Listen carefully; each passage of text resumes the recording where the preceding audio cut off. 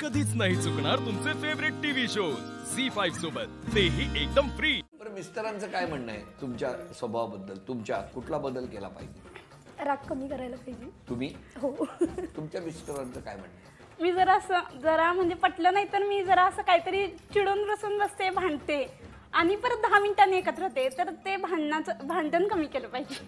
तुम्ही तुमचे मिस्टर काय म्हणतात? माझं कसं आहे मतलब कोणती पण एक गोष्ट असली तर त्याच्याबद्दल मतलब कधी होणार सारखं असं टेन्शन घेऊन जेवणाकडे खाण्यापिण्याकडे, मला छोटी मुलगी आहे 4 वर्षाची, तिच्याकडे माझ्याकडे असं म्हणजे आरोग्याकडे दुर्लक्षच होतं। मग त्यांचं ते मत आहे जेव्हा होणार आहे ते होणारच आहे गोष्ट, पण आता तू टेन्शन घेऊन दुर्लक्ष करू नको ना, हा तुझ्यात बदल कर, म्हणजे स्वतःच्या आरोग्याकडे मुलगीकडे लक्ष दे असं। मतलब म्हणजे आता त्यांच्यासोबत नेहमी मी हिंदीच बोलते ना, ते अधूनमधून मराठी शब्द येतो मतलब क्या आहे असं ते होतं ना। तुमचं कसं काय? भांडण कमी कर, तापड जास्त होऊ नको, राग शांत ठेव। हे कोण सांगतं? मिस्टर सांगतात, सासूबाई सांगतात, मग सासरे काय फरक सांगतात। नाही पडत त्याच्यात? एवढं सांगतात एवढी मोठी माणसं तरी हा ते थोडा ट्राय करते मी। ट्राय करते। लग्न कसं जमलं तुमचं? Arrange marriage. हो, कुठे? कोल्हापुरात।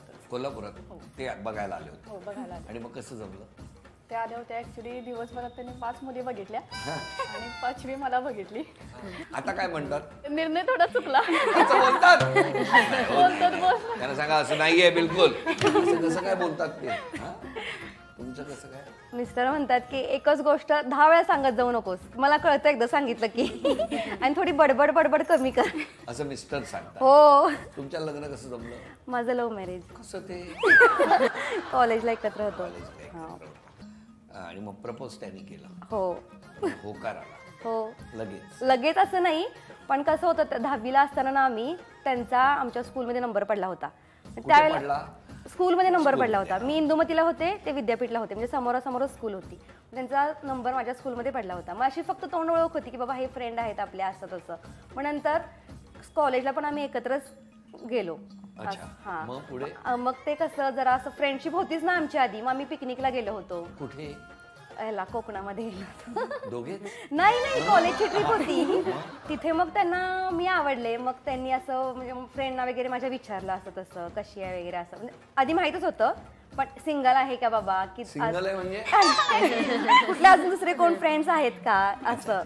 मग ते म्हणले की आहे व्यवस्थित, मग त्यांनी मग मला प्रपोज केलं। मग डबल झाले? मी स्वभाव म्हणजे माझा शांत आहे, बाहेर शांत असते, घरी जर असं मुलांच्यामुळे चिडचिड होते, त्यामुळे जर आवाज जास्त वाटतो घरी।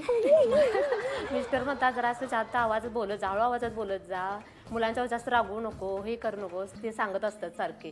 त्यामुळे स्वभाव बदल म्हणतात, हळूहळू स्वभाव बदल म्हणतात।